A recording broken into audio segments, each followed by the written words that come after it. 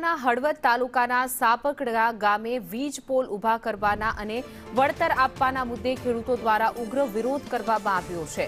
વિસ્તારના કુલ 18 જેટલા સ્થાનિક ખેડૂતોના કિંમતી ખેતરોમાંથી 765 કેવીની હાઈ ટેન્શન વીજ લાઇન પસાર થઈ રહી હોવાથી મોટો વિવાદ સર્જાયો છે।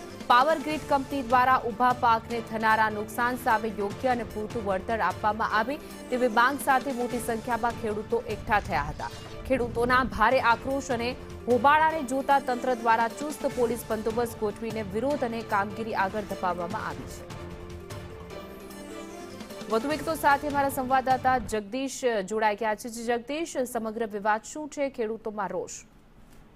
એના ચોક્કસથી વાત કરવામાં આવે તો હળવદ તાલુકાના સાપકડા ગામે આજે વીજપોલ કંપની છે તે પોલીસ પ્રોટેક્શન સાથે વીજપોલના કામ બાબતે ખેડૂતોના ખેતરે પહોંચ્યું છે। આમ તો ખેડૂતો ઘણા લાંબા સમયથી યોગ્ય વળતરની માંગ કરી રહ્યા છે।